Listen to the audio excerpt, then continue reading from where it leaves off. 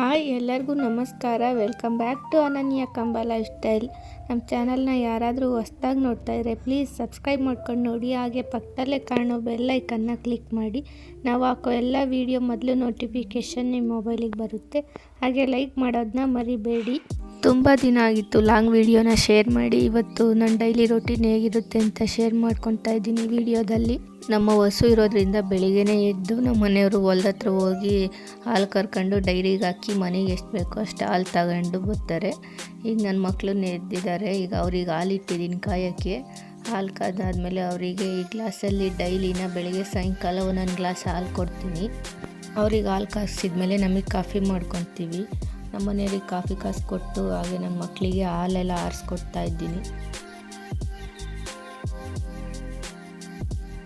ನನ್ನ ಮಗಳಿಗೆ ಎಷ್ಟು ಕಡಿಮೆ ಕೊಟ್ಟರು ಕುಡಿತಾರೆ. ಆದರೆ ನನ್ನ ಚಿಕ್ಕ ಮಗ ಆ ಥರ ಅಲ್ಲ. ಅವನಿಗೆ ಲೋಟ ತುಂಬಾ ಕೊಡಬೇಕು, ಸ್ವಲ್ಪ ಕಡಿಮೆ ಇದ್ರೂ ಕುಡಿಯಲ್ಲ. ವೀಡಿಯೋ ಮಾಡೋದು ನೋಡಿದ ತಕ್ಷಣ ಹಾಯ್ ಫ್ರೆಂಡ್ಸ್ ಅಂತಾನೆ ಇದನ್ನು ತೋರಿಸು ಅಂತ ಲೋಟ ತೋರಿಸ್ತಾ ಇದ್ದಾನೆ.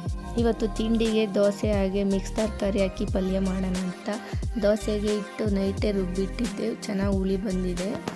ಈಗ ತಿಂಡಿಗೆ ಮಿಕ್ಸ್ ತರಕಾರಿ ಪಲ್ಯ ನಾನು ಯಾವ ಥರ ಮಾಡ್ತೀನಿ ಅಂತ ತೋರಿಸ್ತಾ ಇದ್ದೀನಿ.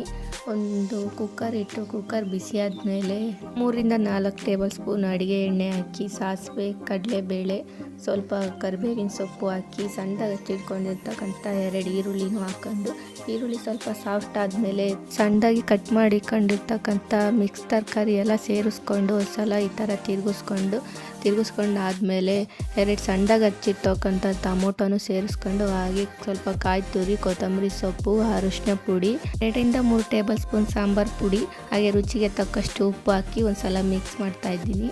ಬೆಳಿಗ್ಗೆ ತಿಂಡಿಗೆ ಬೇಗ ಆಗುವಂಥ ಪಲ್ಯ ಇದು. ಯಾವುದೇ ಮಸಾಲೆ ರುಬ್ದಲೇ ಬೇಗ ಮಾಡ್ಕೋಬೋದು. ಕಾಫಿ ಕುಡಿಯೋ ಗ್ಲಾಸಲ್ಲಿ 1 ಗ್ಲಾಸ್ ನೀರು ಹಾಕ್ಕೊಂಡು ಇದನ್ನು ಮುಚ್ಚಿ 1 ವಿಸಿಲ್ ಕೂಗಿಸ್ಕೊಂಡ್ರೆ ಸಾಕು. ಇದು ಕೂಗೋಷ್ಟರಲ್ಲಿ ನನ್ನ ಮಗಳಿಗೆ ರೆಡಿ ಮಾಡ್ತಾ ಇದ್ದೀನಿ. ಡೈಲಿ ಅಷ್ಟೇ ಏನಾದರೂ ಅಡುಗೆ ಮಾಡಿಕೊಂಡೆ ಅವಳನ್ನ ರೆಡಿ ಮಾಡಬೇಕು.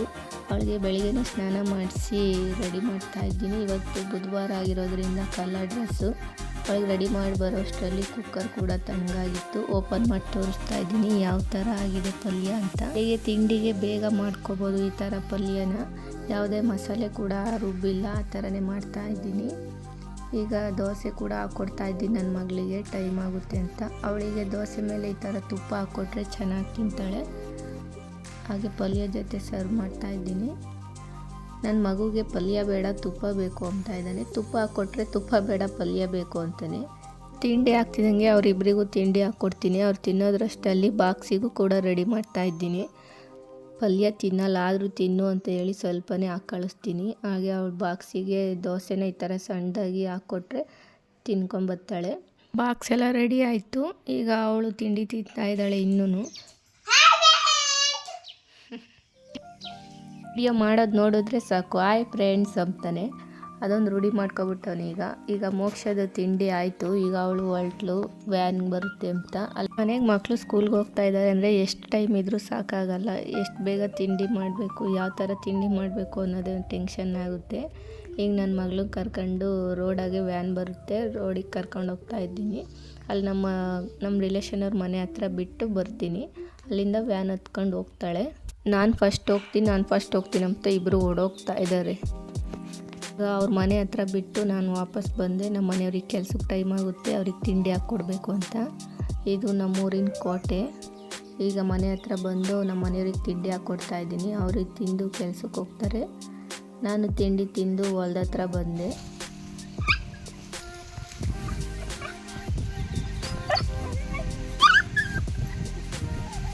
ಹೊಲ್ದ ಹತ್ರ ಬರೋದೇ ತಡ, ಊಟ ತಂದಿರ್ತಾರಲ್ಲ ಅಂತೇಳಿ ನಮ್ಮದು ನಾಯಿ ನೋಡ್ರಿ ಯಾವ ಥರ ಆಡ್ತಾಯಿದೆ. ಇದಕ್ಕೆ ಹಾಕಿದ ತಕ್ಷಣ ಊಟನ ಆ ಕಡೆ ತೋಟದ ಕಡೆ ಎಳ್ಕೊಂಡು ಓಡೋಗ್ತೈತೆ. ಈ ಚಿಕ್ಕದ ನಾಯಿಗೂ ಪಾಪ ಈ ಚಿಕ್ಕ ನಾಯಿ ಪಾಪ ಯಾರೋ ರೋಡಲ್ಲಿ ಬಿಟ್ಟೋಗಿದ್ರು, ಅದು ನಮ್ಮ ಹೊಲ್ದ ಹತ್ರ ಬಂದೈತೆ. 2 ನಾಯಿ ಬಂದಿದ್ವು, ಅದರಲ್ಲಿ ಒಂದು ನಾಯಿ ಎಲ್ಗೋ ಹೋಗಿದೆ, ಇನ್ನೊಂದು ನಾಯಿ ಐತೆ. ಪಾಪ ಅದಕ್ಕೆ ಡೈಲಿ ಹಾಲು ಹಾಕ್ಕೊಂಡು ಇಲ್ಲೇ ಸಾಕೊಂಡಿದ್ದೀವಿ. ನಮ್ಮ ದೊಡ್ಡ ನಾಯಿಗಂತೂ ಸಿಟ್ಟು, ಅದು ಬಂದಿರೋದಕ್ಕೆ ಹಾಲು ಅದಕ್ಕೆ ಹಾಕ್ತಾರಲ್ಲ ಅಂತ ಹೇಳ್ಬಿಟ್ಟು. ಹಾಗೆ ನಮ್ಮ ಕುರಿ ಮರಿಗಳಿಗೆಲ್ಲ ಸೆಡೆ ಎಲ್ಲ ಕಟ್ಟಿದ್ವಿ. ಪಾಪ ಇದು ಮೊನ್ನೆ ಒಂದು ಜೋಳ ತಿಂದು ನಮ್ಮ ಕುರಿ ಒಂದು ಸತ್ತೋಗ್ಬಿಟ್ಟಿದೆ. ಜೋಳ ಜಾಸ್ತಿ ತಿಂದ್ಬಿಟ್ಟಿತ್ತು.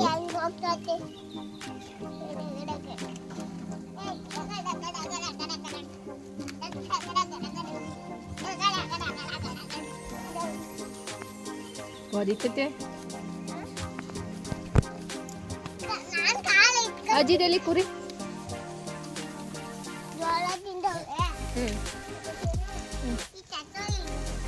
ಮೋ ಗುದ್ದುತ್ತೆ ಅದು ಕೊಂಬಕ್ಕೆ ಬಾರು ಈ ಕಡೆ ಬಿಡೋ